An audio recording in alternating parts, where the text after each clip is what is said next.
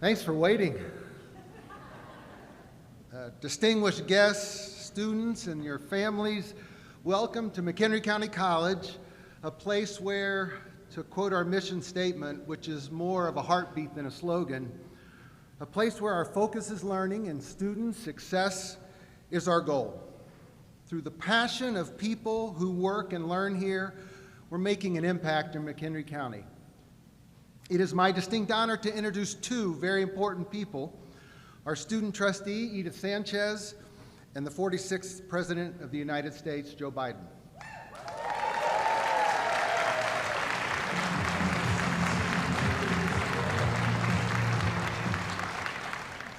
You know, for many of us, myself included, opportunities, life chances, even second chances fall on us like a steady rain. All we have to do is grab a bucket and we'll be okay. For others like Edith, those chances fall sparingly and often are followed by droughts of challenges or setbacks. Edith Sanchez has taken her opportunities and created brilliance. We are honored to have her here at MCC. To meet Edith is to find yourself wanting to do better, be a better person. And she's a marvelous mariachi singer.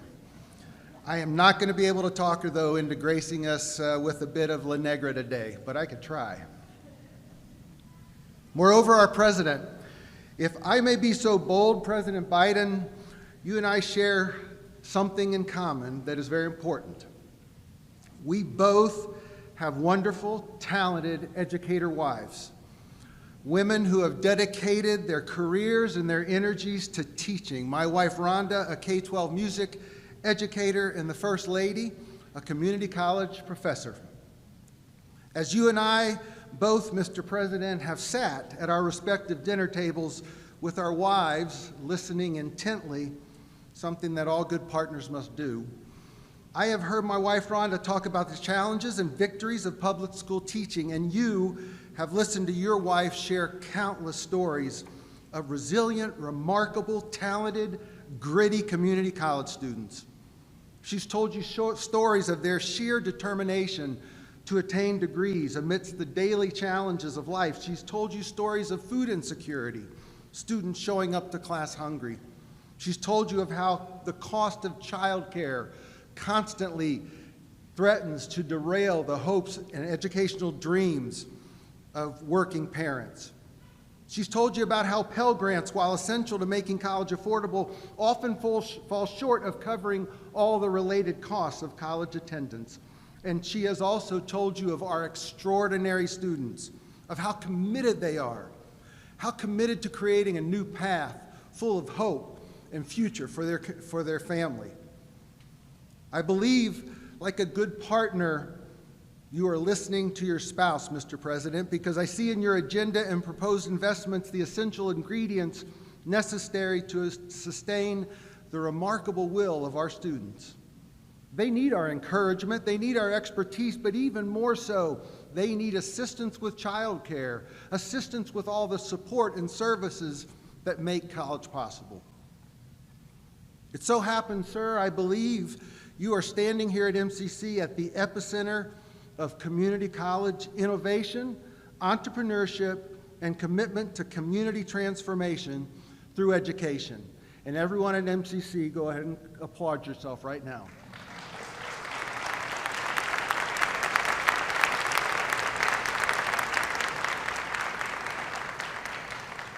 MCC is the only community college in Illinois to show positive enrollment growth in each of the past 5 years. Our faculty and staff have used the disruption of the pandemic to go through their own disruptive processes of trying to transform the learning setting to be more responsive to where students live and to be more impactful. Through a collaboration of local, state, and philanthropic resources, we will soon be breaking ground on a 50,000 square foot Foglia Center for Advanced Technology and Innovation. Our Board of Trustees, these community volunteers, are providing exemplary leadership during uneven economic times. This is a place where dreams are being actualized. one student at a time, through our caring support and challenge. So thank you, President Biden, for being a good listener. Thank you for understanding and responding to the challenge of making community college education a priority. McHenry County deserves a talented workforce, ready to create good economic partnerships, prosperity in homes and communities. And we're going to be good partners in this endeavor. So now, ladies and gentlemen, please welcome Ms. Edith Sanchez and President Joe Biden.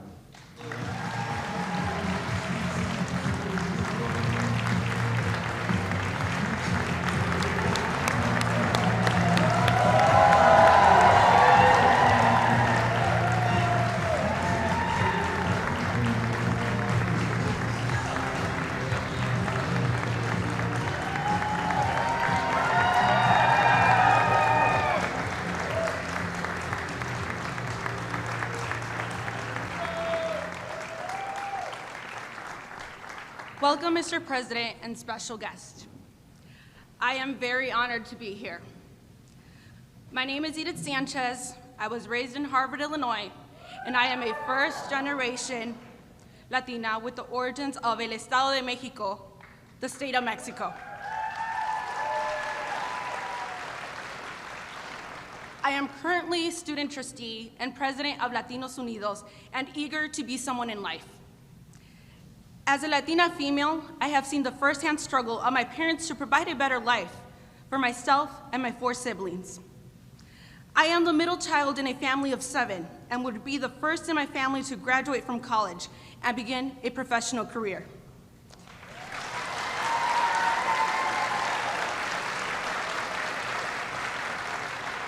My immigrant parents are 2 hardworking people who have no formal education and who sacrifice everything to have food on our table and provide us all with the bare necessities. My mother is a factory worker and works as a welder, and my father started his own small business. With no formal education, they both struggle with the language of English and literacy skills. They rely on me and my sisters to translate and help with paperwork for my father's small business. This has become a family effort, but this is not what I see myself doing for the rest of my life. I want to make my parents proud, be an example for my younger siblings. Through my pursuit of education, I also inspired my 2 older sisters to return to school after having children at a young age. As a genuine, helpful, and caring individual, I am dedicated to pursuing a career in education. The advisors at MCC inspired me to become a college advisor. They are devoted to helping students fulfill their potential. In my future career, I want to encourage students to pursue a higher education and provide the resources and support they need. I value the power of education. I believe everyone is entitled to go to college, no matter their social or immigration status.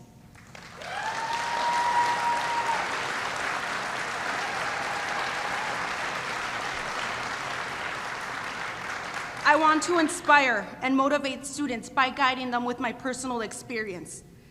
As a second-year student, MCC has transformed my life. I thought my dream of college would be impossible. Now, with the financial support, I can pursue my education and focus on the importance of learning. I am very fortunate to be a recipient of various local and college scholarships, including federal student aid. The reality is that there are still many students with the same obstacles who walk in my shoes. My generation, along with the others, are the ones who are going to lead the future. With the American Family Plan, our students and families will benefit. We need to be educated. We need to be an educated nation and improve each generation. We will do this with all the support given to our children, teachers, and working families in the rural areas. I appreciate President Biden for his passion, dedication, and commitment to our future generations. I have the greatest honor to introduce the President of the United States. Ladies and gentlemen, President Joe Biden.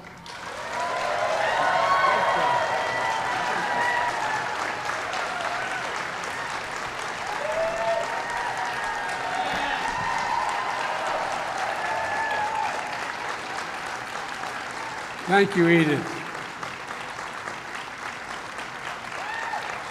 Thank you, thank you, thank you.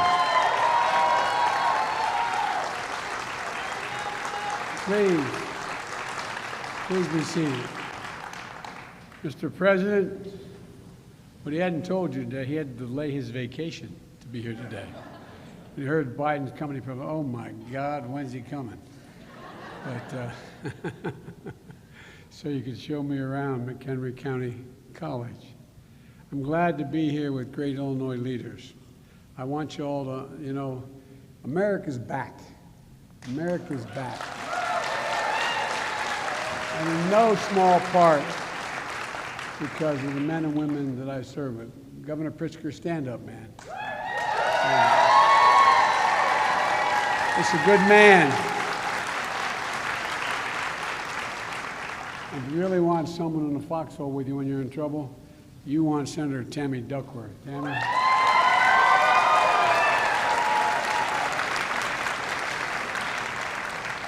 And the guy I rely on more than anyone else in the United States Senate, and I've served with him for years, we have a lot in common in terms of losses as well as gains, is Dick Durbin. Dick?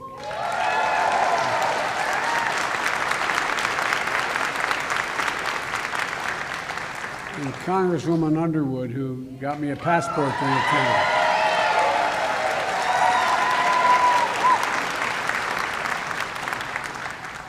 Her mom and dad are mildly proud with good reason. With good reason. Actually, Mom looks like her sister. Last week, I was up in Wisconsin to talk about a bipartisan agreement to modernize American infrastructure, and in the process, create millions of good-paying jobs. That's not my estimate. That's Wall Street estimates. That's everybody's estimate. Millions of good-paying jobs. Not $7, not $8, not $10, not even $15 an hour. Good, prevailing wage jobs. And here's what it means for Illinois. You've got, like many states, all states, you've got 2,374 bridges and over 6,200 miles of highway that are in disrepair. As a result, every driver in this state pays a hidden tax, about $600 per year in wasted time and wasted fuel because of the nature of the roads and bridges. And by the way, you're better than a lot of states. Not to mention the challenge of getting to work or getting to a daycare center on time to avoid that late fee when you pick up your child. Your governor has an ambitious infrastructure plan, and under a bipartisan infrastructure agreement, we're going to make the biggest investment in roads and bridges since the construction of the interstate highway system, literally creating millions of good-paying jobs.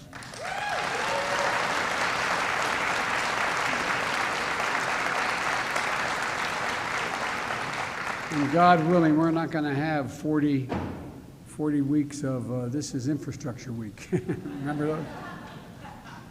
Think what it will mean to McHenry's entrepreneurial agricultural program if you can get products more easily to Chicago. Or think about how much easier life will be when it's quicker to drive on Randall Road. Look, this agreement also allows us to replace every lead pipe and service line in America, benefiting 10 million homes. It's going to address lead exposure in 400,000 of our schools and daycare facilities where children drink that water. This would be the largest investment in clean drinking water in American history when we pass it. And one in every 10 people in Illinois lacks access to high-speed internet. The bipartisan agreement that Dick and others have made sure we're getting, the agreement allows us to connect every American to reliable, high-speed, affordable internet. Every single American, rural and urban. And by the way, those of you who are parents who had kids at home, tell me what internet means this last year, if they're school age. Well, from 2010 to 2020, Illinois experienced 49 extreme weather events. Although I heard today from the senator north of here that the Republican senator, there is no global warming. Just so you know, there's no such thing.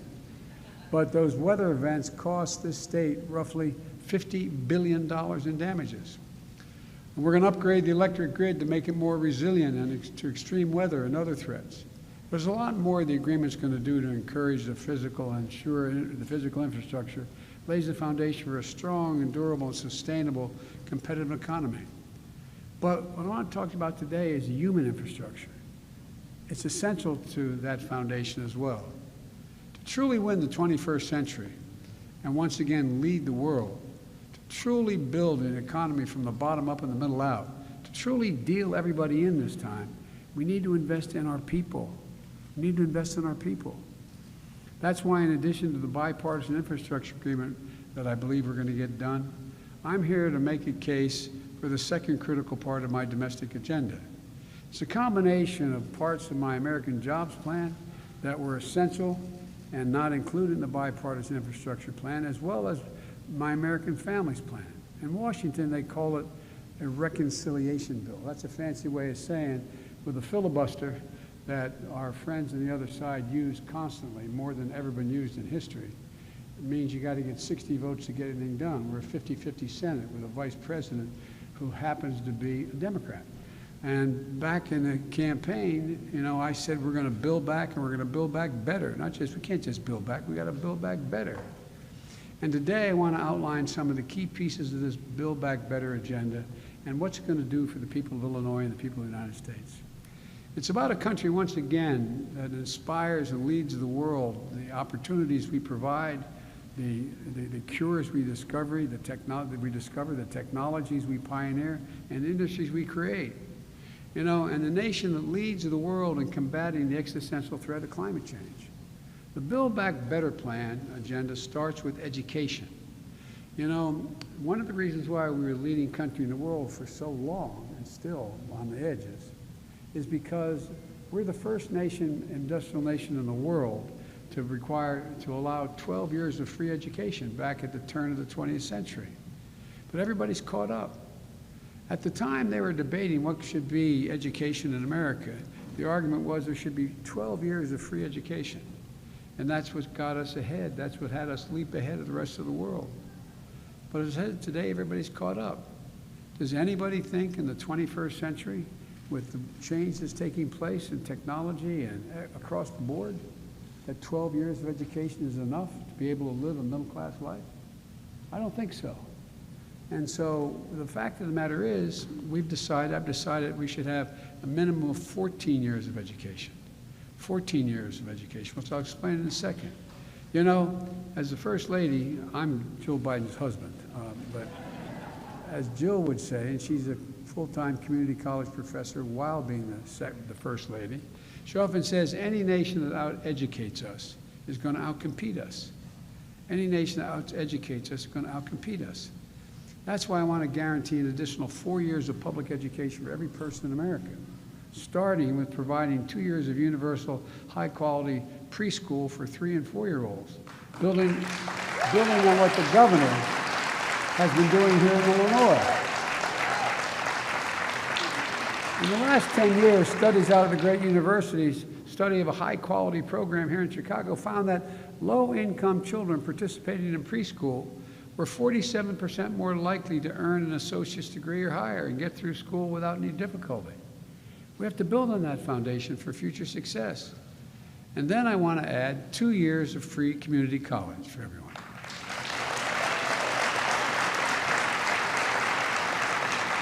And we can afford it. I'll tell you how. That could boost earnings of high school graduates with low-wage jobs by nearly $6,000 a year on average.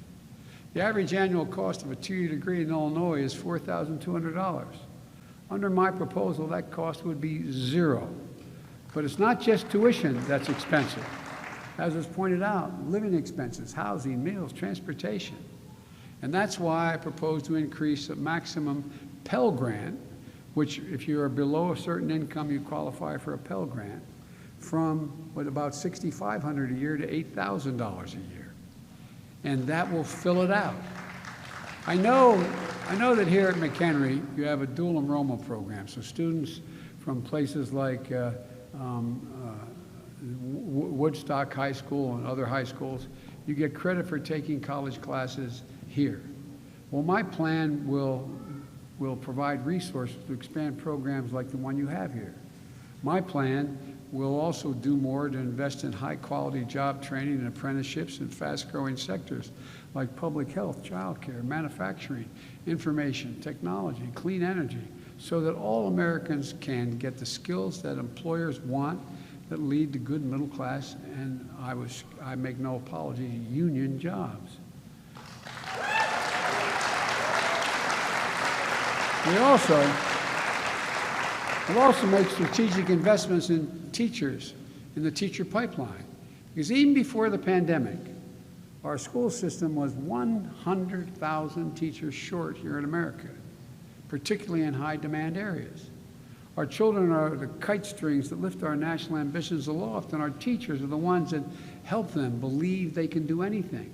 I'll bet every one of you, success, can name the teacher that helped change your life. I'll bet every one of us, or somebody came along and made us believe in ourselves. That's the really the secret of teachers. My plan will reduce student debt for future teachers, double the size of annual federal scholarships for future teachers. We'll also support $100 billion in-school infrastructure improvements, including community college, to make sure that there are safe and healthy places for learning, and that all students with labs and technology they need to be able to compete in the 21st century. Of course, an ability to take these jobs often depends on the availability of childcare. As a single father, when I first got to the Senate, I had 2 young boys who had just lost their mom and their sister in an automobile accident. If I hadn't had the family I have, my younger sister, my best friend, and my brother, and my mom help out, I couldn't have done it. But not everybody has that kind of support. I just toured your Children's Learning Center. It's an amazing resource. Students and faculty can have their children cared for. Students can earn their associate degrees in early childhood education as well. High-quality child care options should be the rule, not the exception. So on my way here, I met with Mike Sayre, who wrote me a letter about his struggle to find affordable child care. And he wanted to know what my plans were. Well, Mike, I hope you know now, here we are. My plans to provide access to quality, affordable child care with more child care centers and community college campuses, with new and upgraded child care facilities all across the country. Businesses will get a full tax credit to build on-site facilities. And the reason they want to do that is not just to be nice. Because studies show when there is an on-site child care center, businesses have less employee turnover, less absenteeism, and higher productivity. It's overwhelming in their interest to do it. Middle-class families will pay no more than 7% of their income for high-quality child care for children up to age 5. And those hard-pressed working families won't have to pay a dime. My plan will also invest in child care workforce with better wages, benefits, and training opportunities. Look, we're also going to give parents the option to take up to an $8,000 tax credit to cover child care expenses if that's the preferred route. That's good for families and is good for the economy, and it will create more jobs. My plan will also provide up to 12 weeks of paid family leave for medical care.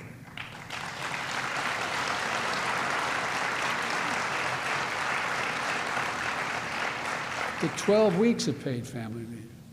Look, we're one of the few major economies in the world that doesn't cover paid family and medical leave. And the most difficult moments someone will ever face, no one should have to choose between a job and a paycheck and take care of someone you love, a parent, a spouse, a child. Look, we'll tackle the maternal mortality crisis as well that impacts on Black and Native American mothers disproportionately. And I want to thank Congresswoman Underwood for her leadership in this area. For real.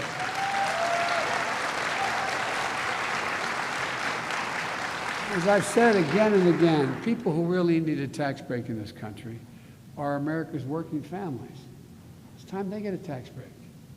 So my Build Back Better agenda would extend expanded child care tax credit we passed under my American Rescue Plan. Those of you who have children under the age of 7, you're going to get and depending on your income and your income taxes, you're going to get a cash payment back. Up to now, guess what? You get $2,000 to declare a dependent. If you have 2 children, you get $4,000 off a $10,000 tax bill. It's important. But if you don't make enough money to be able to owe that kind of tax, you don't get a tax credit, you don't get anything. Well, under this proposal, guess what? You're in a situation where if you have a child under the age of 7, you get back $3,600 in cash. In addition to that, those of you who are in that situation are going to start to see that coming in by the end of this month on a monthly basis. It can change the lives of people. Starting next week, families will begin to receive one of the largest ever single-year tax cuts aimed at families with children. And every child under the age of 6 is $3,600. Every child between 6 and 17 is $3,000. It's not as a credit against your taxes, but as a direct payment. You'll get cash. Cash. That's what we'll get. For example, a middle-class family with 2 children can expect to receive $7,200.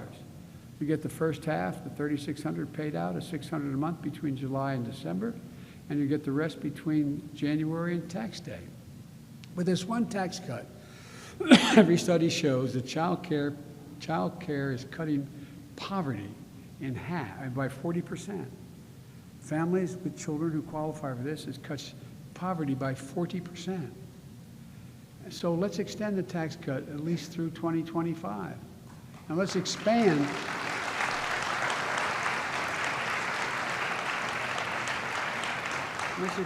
free meals for millions more children in school.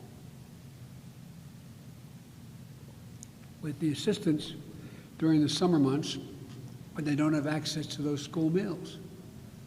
We support families with children. We also need to provide greater dignity for our nation's senior citizens who care for them. Look, there are hundreds of thousands of older adults and people with disabilities who need home and community-based care services. They qualify for it under Medicaid, but there's a backlog of thousands of people. But one study showed that $3,000 spent helping a senior stay in their home by providing, it saves the country more than $20,000 a year in medical cost. At the same time, more than 1.5 million Americans work in home care. They're disproportionately women, women of color, and immigrants, and those jobs are among the lowest paid in the economy.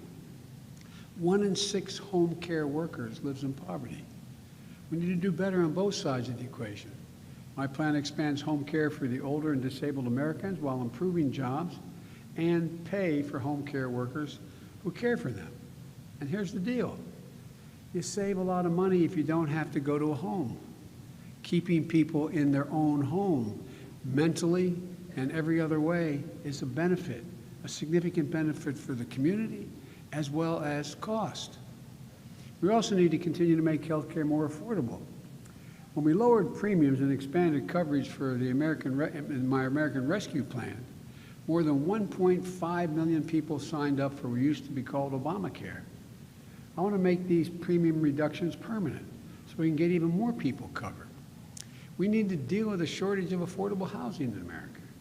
Over 10 million renters in this country pay more than half their income for the rent on their apartment. And the lack of affordable housing prevents people from moving to communities where there are more opportunities. So we're going to make historic investment in affordable housing, increasing and improving the housing supply by building and rehabilitating more than 2 million homes, especially in places that need more housing. And we need to invest not just in the physical and human infrastructure of today, we need to invest in jobs in the industries of tomorrow. 3 decades ago, and this always disturbs me, even just repeating it, 3 decades ago, the United States was #1 in the world for a share of their GDP being invested in research and development. We were #1 in the world. We're now #8 in the world. #8 in the world. China was China was #9 in the world. Now they're #2 in the world. Folks, Democrats and Republicans agree we can't afford to lose this race. They came together in the Senate in an Innovation and Competition Act that Dick was very much a part of to help us grow the industries that win the jobs of the future. We need to lay the foundation for the next generation of American jobs and American leadership in manufacturing and technology. We're going to invest in historic black colleges and universities under minority-serving institutions. Because while these schools may not have the endowments or the labs needed to generate these jobs, these students are just as capable of learning about all the things that are going to provide the jobs of the future. And of course, no challenge is as urgent as climate change.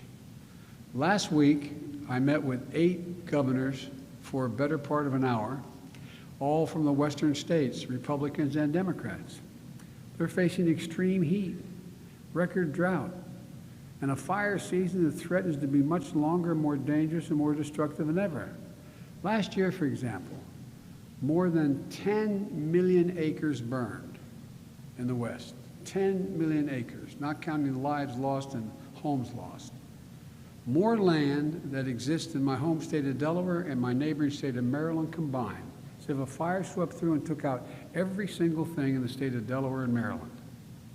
The drought conditions this year are twice as bad. You've seen the pictures. Reservoirs that are 40 feet down, 50 feet down. The extreme weather isn't just in the West. In Illinois, farmers downstate are dealing with more frequent droughts.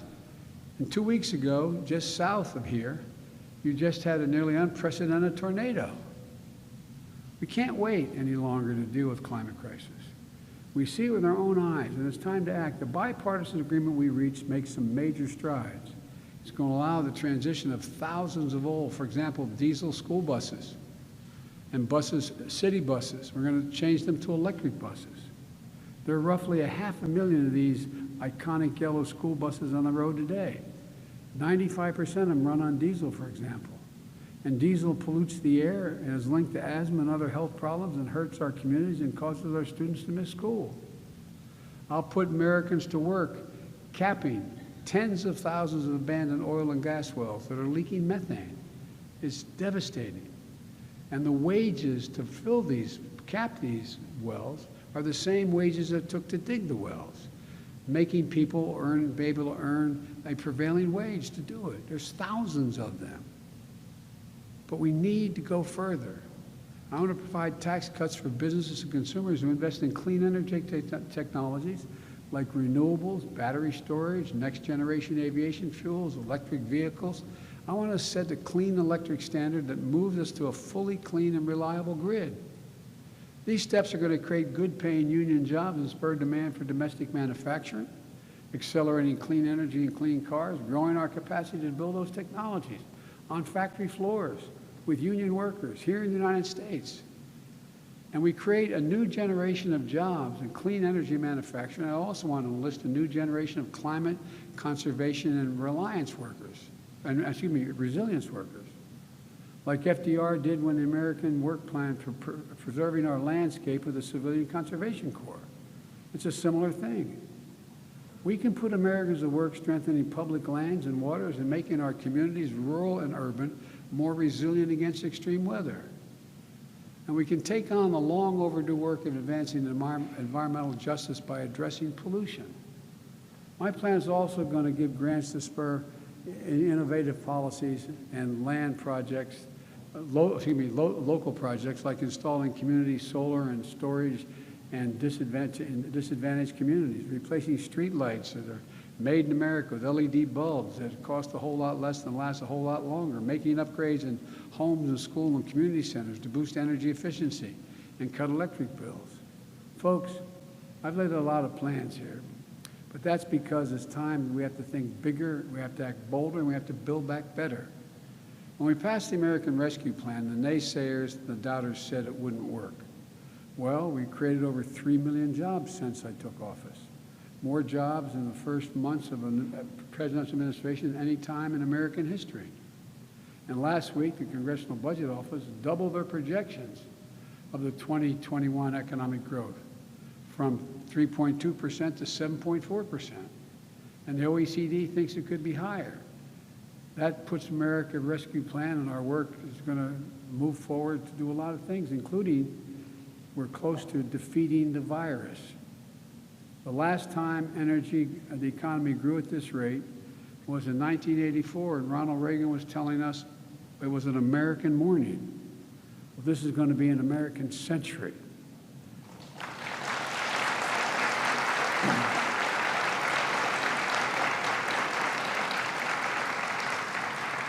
With my American Families Plan and the other elements of the Build Back Better agenda, experts on Wall Street, analysts have said that we'll create millions of good-paying jobs for years and decades to come, not just in the near term.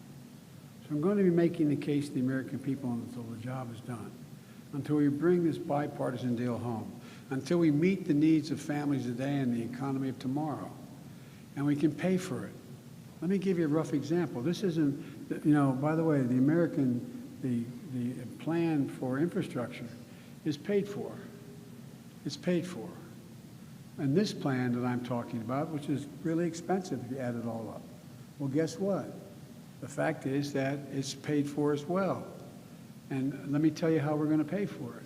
Some of the ways to pay for the rest of it is the last couple of years, for example, 55 of the Fortune 500 companies making billions of dollars did not pay a single penny in taxes, not one single cent.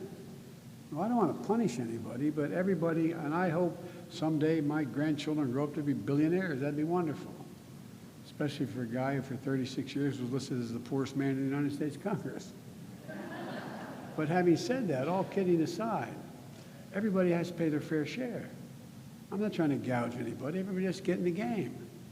If we put in place a minimum 15% tax on the profits of corporations, the ones that didn't pay any tax, that would raise $250 billion, $240 billion. There's a loophole in the system called stepped-up basis. That loophole goes that if I made a capital gains and I was a wealthy person and I was going to cash in my stock and I was going to have to pay a tax, I was going to make, you know, $400,000 and I was going to pay X amount in taxes. If on the way to cash it in, I get hit by a truck, God forbid, and died, and I was left to my daughter, there'd be no tax paid. It's not an inheritance tax, it was a tax due 10 seconds earlier. If we close that loophole, that saves us $400 billion a year. Not a year, $400 billion over this period, which is enough to pay for the child care tax credit. If we end tax breaks for fossil fuels and make polluters pay to clean up the messes they've made, that would raise $90 billion. I'm not asking them to do anything that is unfair. Just not going to subsidize them anymore. They're doing well, thank you. And the messes they made, they should clean up. Well, if we ask the top 1%, and I hope many of you are in the top 1%, maybe. You know, that tax cut that was passed in 2017 was all raised the deficit by over $2 trillion, not a penny paid for, and it didn't come back with anything. That in fact, that entire $2 trillion, the vast majority went to the top 1/10 of 1% of the American people. 1%, if we just, 1%, the folks in the top 1%, if they just paid their personal income tax the same as it was under President George W. Bush, that would generate $13 billion a year. It would raise the tax from what it is now, 35 to 39%. It's what, I mean, it's not like there's this idea, if you listen to the guy who used to have this job, that somehow we're gouging people. The fact of the matter is, a lot of you, if you're a plumber and a teacher, you're probably paying at 25, 26%. Some of you will be paying higher. But here, look, it's enough to provide for that one change, enough to provide for 2 years free community college for every student in America. Now,